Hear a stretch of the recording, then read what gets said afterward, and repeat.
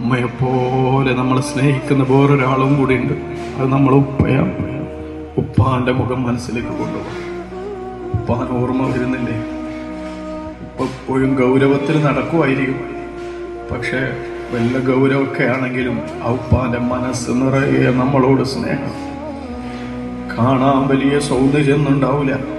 കാരണം നിങ്ങൾക്ക് വേണ്ടി ജീവിച്ചപ്പോ, നിങ്ങൾക്ക് വേണ്ടി വെയിൽ കൊണ്ടപ്പോ ഉപ്പാന്റെ സൗന്ദര്യവും ഉപ്പാന്റെ ആരോഗ്യമൊക്കെ പോയിട്ടുണ്ട്.